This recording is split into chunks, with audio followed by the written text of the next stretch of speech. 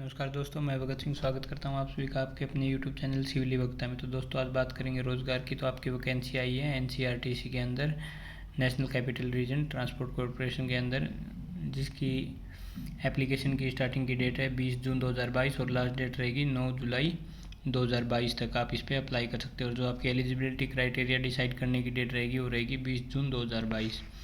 तो आइए इसके बारे में डिस्कस करते हैं। तो जो आपकी पोस्ट रहेगी वो रहेगी इंजीनियरिंग एसोसिएट की, जिसमें आपकी बेसिक पे स्केल रहेगा डेट इज़ 30,000 और जो आपकी मैक्सिमम एज रहेगी वो रहेगी 35 ईयर्स। उसके बाद जो नंबर ऑफ़ वैकेंसीज रहेंगी वो रहेंगी 10।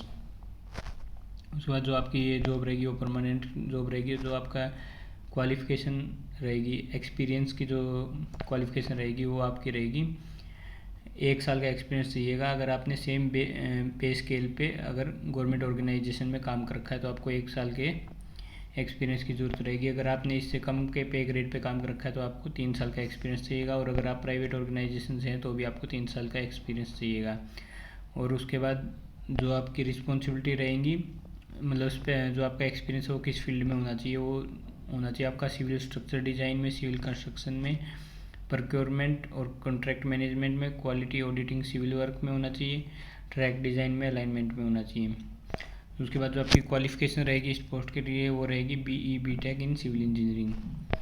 तो आपका जो सिलेक्शन रहेगा वो अभी तक तो इसमें इंटरव्यू के बेसिस पे बताया गया है, लेकिन अगर इस पर नंबर ऑफ़ एप्लीकेशंस ज़्यादा आते हैं as per number of post, तो आपका ये जो मोड ऑफ सिलेक्शन है वो रिटन एग्ज़ाम्स के थ्रू भी हो सकता है।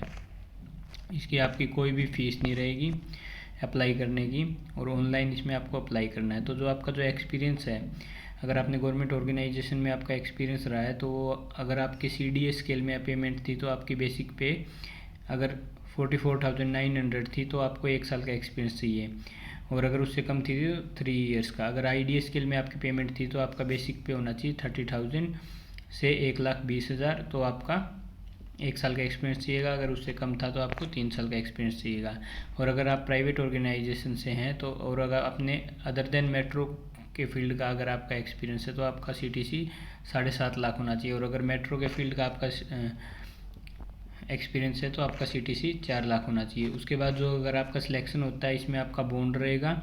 अगर आप गवर्नमेंट ऑर्गेनाइजेशन से आते हैं तो आपका बॉन्ड रहेगा 1.5 लाख रुपए का और 1 साल का। और अगर आप प्राइवेट या फिर ओपन मार्केट से आते हैं तो 3 लाख और 3 साल का आपका बॉन्ड रहेगा। इसमें अगर आपको अप्लाई करने के लिए इसमें आपको कुछ नहीं करना है, NCERTC की वेबसाइट पे जाना है, उसमें कैरियर के ऑप्शन में जाना है, वहाँ से आप इस पोस्ट के लिए अप्लाई कर सकते हैं।